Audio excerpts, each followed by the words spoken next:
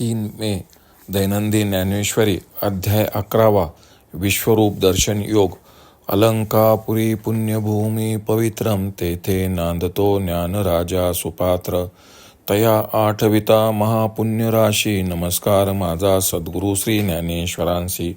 ओवी क्रमांक 481 पासून पुढे. संजय उवाच एतच्छ्रुत्वा वचनं केशवस्य कृता अलिर्वेपमान किरीटी. नमस्कृत्वा भूय एवाहं कृष्णं सगद्पदं भीत प्रणम्यम. ऐसी आघवीची हे कथा तया अपूर्ण मनोरथा संजय सांगे कुरुनाथा ज्ञानदेव म्हणे. मग सत्य लोकोनी गंगाजळ सुटलिया वाजत खडाळ तैशी वाचा विशाळ बोलता तया. ना तरी महामेघांचे उमाळे घडघडीत एके वेळे का घुमघुमिला मंदराचळे शिराब्दी जैसा. तैसे गंभीरे महानदे हे वाक्य विश्वकंदे बोलिले अगाधे अनंत रूपे. ते अर्जुने मोठके ऐकिले आणि सुख की भय दुनावले. हे नेनो परी का पिन्नले सर्वांग तयाचे. सखोलपणे वळली मोठ आणि तैसेची जोडले कर संपुट आणि वेळोवेळा ललाट चरणी ठेवी. तेवीची काही बोलो जाये तव गळा बुजाला चिठाये. हे सुख की भय होये विचारा तुम्ही. परी तेव्हा देवाचिनी बोले अर्जुना हे ऐसे झाले मी या पदावरुनी देखिले श्लोकाचिया. मग तैसाची भेने भेने पुढती जोहारुनी चरणे. मग म्हणे जी आपणे ऐसे बोलिले ती. अर्जुन उवाच स्थाने ऋषिकेश तव प्रकीर्त्या जगत प्रहस्यतु नरज्यतेच. रक्षासि भीतानि दिशो द्रवंती सर्वे नमस्तंती च सिद्ध संगा. ना तरी अर्जुना मी काळू आणि ग्रासीजे तो माझा खेळू. हा बोलू तुझा कीर अडळू मानू आम्ही. परी तुवाजी काळे आणि स्थितीची वेळे ग्रासीजे हे न मिळे विचारासी. कैसेनी अंगीचे तारुण्य काढावे कैचे नवे ते वार्धक्य आणावे. म्हणून करू म्हणसी ते नवे बहुत करुनी. हा जी चौपाहारी न भरता कोणीही वेळे श्री अनंता. काय माध्यांनी सविता मावळ तू आहे.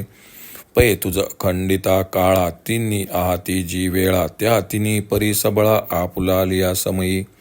जे वेळी हो लागे उत्पत्ती ते वेळी स्थिती प्रळयो हरपती. आणि स्थिती काळी न मिरवती उत्पत्ती प्रळयो. पाठी प्रळयाची वेळे उत्पत्ती स्थिती मावळे. हे कायसे नाही नढळे अनादि ऐसे. म्हणून आजी तव भरे भोगे स्थिती वर्तिजित आहे जगे. एत ग्रासिसी तू हे न लगे माझ्या जीवी. तव संकेते देव बोले जग अगा या दोन्ही सैन्यासीचे भरण पुरले. ते प्रत्यक्षी तुझ दाविले एर यथा काळ जाण. हा संकेतू तव अनंता वेळ लागला बोलता. तव अर्जुने लोकु मानता देखिला या स्थिती. मग म्हणतसे देवा तू सूत्री विश्व लागवा. जग आला मा आगवा पूर्वस्थिती पुढती. परी पडलिया दुःख सागरी तू काढीसी का जया परी. ते कीर्ती तुझी श्रीहरी आठवितासे. कीर्ती आठविता वेळोवेळा भोगितसे महासुखाचा सोहळा. तेत हर्षामृत कल्लोळा वरी लोळत आहे. देवा जियाले पण जग धरी तुझ्या ठाई अनुराग. आणि दुष्टा तया भंग अधिकाधिक. पै त्रिभुवनाचिया राक्षसा महाभय तू ऋषिकेशा. म्हणून पळता ती दाही दिशा पहिलीकडे. एत सुरनर सिद्ध किन्नर किंबहुना चराचर. ते तुझ देखोनी हर्ष निर्भर नमस्कारित असती. कस्माच्च तेन नमेर महात्ममन गरियस्य ब्रह्मणोप्यादि करते. अनंत देवेश जगन्निवास त्वमक्षरं सत्परम यत. एथ गा कवना कारणा राक्षस हे नारायणा. न लगतीची चरणा पळते झाले. आणि हे काय तू ते पुसावे. हे तुले आम्हासिही जाणवे. तरी सूर्योदयी राहावे कैसे नितमे. जी तू प्रकाशाचा आगरू आणि झाला आम्हासी गोचरू. म्हणून या निशाचरा केरू फिटला सहजे. हे तुले दिवस आम्हा काही नेनवेची श्रीरामा. आता देखतसे महिमा गंभीर तुझा. जेथुनी नाना सृष्टीच्या ओळी पसरती भूतग्रामाच्या वेली. तया महद ब्रह्मा ते व्याली देविकी इच्छा. देवो निस्सीम तत्व सदोदितू. देवो निस्सीम गुण अनंतू. देवो निस्सीम साम्य सततू नरेंद्र देवाचा. जीही तू त्रिजगतीचे ओलावा अक्षर तू सदाशिवा तूची सत देवा तयाही अतित ते तू.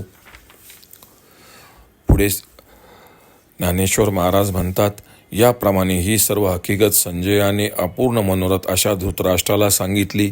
मग ज्याप्रमाणे सत्यलोकातून गंगेचा ओघ निघाल्यावर खळखळ वाजत चालतो, त्याप्रमाणे आपल्या गंभीर वाणीने भगवान बोलत असताना गर्जना होत होती, किंवा प्रचंड मेघांचे उमाळे एकदम जसे घडघडतात, अथवा घुसळण्याकरता मंदार पर्वत रूपरवी घालून घुसळत असता जसा क्षीरसागर घुमत होता, त्याप्रमाणे अनंत रूपधारी अगाध अशा विश्वाचे मूळ असलेल्या श्रीकृष्णांनी आपल्याच गंभीर वाणीने मोठ्याने भाषण केले. ते ओझरतेच अर्जुनाने ऐकले. त्यामुळे त्याचे सुख किंवा भय दुणावले हे काही कळले नाही, पण त्याचे सर्वांग कापू लागले. एवढी गोष्ट खरी. तो अतिशय नम्रपणाने हात जोडून वरचेवर श्रीकृष्णाच्या चरणी मस्तक ठेवू लागला आणि काही बोलण्याचा प्रयत्न करू लागला. तोच त्याचा कंठ भरून आला. श्रोते हो, अर्जुनाची ही स्थिती सुखामुळे झाली की दुःखामुळे याचा तुम्हीच विचार करा. परंतु देवाच्या बोलण्यावरून अर्जुनाची अशी स्थिती झाली हे मी श्लोकाच्या भीत भीत प्रणम या पदावरून जाणले. पण तसाच भीत भीत पुन्हा भगवंताच्या चरणांना वंदन करून म्हणाला, महाराज, आपण असेच बोललात ना की अर्जुना, मी काळ आहे आणि ग्रासून टाकणे हा माझा खेळ आहे. हे तुझे बोलणे आम्ही खरोखर सत्य मानले असते. परंतु हे प्रभो, आज जगताच्या पालनकाली काळ रूपाने संहार करीन हे तुमचे बोलणे माझ्या विचाराला पटत नाही. अंगचे असलेले तारुण्य कसे काढता येईल किंवा नसते म्हातारपण कसे आणता येईल, या गोष्टी जशा अशक्य त्याप्रमाणे आपण संहार करतो म्हणता खरे, पण स्थितीकाली पालन करताना ते कसे शक्य आहे. अहो श्री अनंता, दिवसाचे 4 पर भरल्याशिवाय भर 2 प्रहरी सूर्य कधी मावळला आहे काय. इतकेच नव्हे तर पहा तुम्ही, अखंडित असे जे काल, त्याला 3 उत्पत्ती स्थिती व लय अवस्था असून ते आपापल्या काळी बलवान आहेत. ज्यावेळी उत्पत्ती होते त्या काळी स्थिती व प्रलय अवस्था नसतात, व स्थितीकाली उत्पत्ती व प्रलय अवस्था नसतात, पुन्हा प्रलयकाली उत्पत्ती व स्थिती अवस्था नसतात. असा हा क्रम अनादी कालापासूनचा असून तो कशानेही टळत नाही. म्हणून आज स्थितीकाली हे जग भोगाच्या भरात वागत असता तू कालरूप कृष्ण त्या जगाचा संहार करशील हे माझ्या मनाला पटत नाही. तेव्हा खुनीने देव म्हणाले, अर्जुना, फक्त या दोन्ही सैन्याचेच आयुष्य संपले आहे हे मी तुला प्रत्यक्ष दाखवले, परंतु यांच्याशा इष्ट सर्व लोक मात्र यथाकाली मरण पावतील. हा संकेत बोलावायला देवाला जितका वेळ लागला तितक्याच वेळात अर्जुनाने पुन्हा पूर्वसत सर्व लोक पाहिले. मग अर्जुन म्हणाला की देवा, आपण विश्वाचे संचालन करणारे सूत्रधार आहात. अहो, हे जग पुन्हा पूर्वस्थितीत आणले. परंतु हे श्रीहरी, दुःख सागरात पडलेल्या जीवांना तुम्ही ज्या प्रकारे बाहेर काढता ती तुमची कीर्ती मी आठवत आहे. त्या कीर्तीची पुन्हा आठवण झाली म्हणजे महासुखाचा सोहळा भोगायस मिळतो व हर्षरूपी अमृताच्या लाटावर लोळतावत असे वाटते. देवा, आता जग जिवंत राहिल्याने तुमच्या ठिकाणी प्रीती धरून सुखाने राहत आहे व दुष्टांना मात्र अधिकाधिक भीती उत्पन्न झाली आहे. हे ऋषिकेशा, त्रिभुवनातील राक्षसांना तू प्रत्यक्षच काळ आहेस, म्हणून तुमच्यापासून ते दायी दिशांना दूर पळतात आणि बाकीचे जे देव, मनुष्य, सिद्ध व किन्नर किंबहुना हे सावर जंगमात्मक विश्व हर्षउक्त होऊन तुला नमस्कार करीत आहेत. हे नारायणा, येथे हे राक्षस कोणत्या कारणास्तव तुम्हाला नमस्कार न करता दूर पळून गेले आहेत आणि हे तुम्हालाच विचारले पाहिजे असे नाही, एवढे तर आम्हालाही कळते. असे पहा, सूर्योदय झाल्यावर अंधार कसा राहील. आपण स्वयंप्रकाशाचे भांडार असून तसे आमच्यापुढे प्रत्यक्ष दिसतात. म्हणूनच सहज राक्षसांशी दुर्दशा उडाली. हे श्रीरामा, एवढे दिवस हे आम्हाला काहीच कळले नाही, परंतु आता मात्र तुमचा अलौकिक महिमा आम्हाला दिसला. ज्या महद ब्रह्मापासून अनेक सृष्टीच्या पंक्ती व प्राणीमात्रांच्या समुदायरूपी वेली उत्पन्न होतात, ते महद ब्रह्म भगवंता आपल्या इच्छेने जन्मास आले आहे. श्रीकृष्ण, आपण अंतरहित व असंख्य गुणांनी युक्त आहात. तसेच आपण अमर्याद व तत्वरूपी असून त्रिकाल बाधित आहात व आपण सीमारहित व समदृष्टी असून देवांचे राजे आहात. प्रभो, आपण त्रिभुवनाचा ओलावा आहात. सदाशिवा, आपण अक्षर आहात. देवा, सत्व असत तुम्हीच आणि त्याच्याही पलीकडचे तेही आपणच आहात. ओम श्री रुक्मिणी पांडुरंगाय नमः. ओम श्री ज्ञानराज माऊली नमः.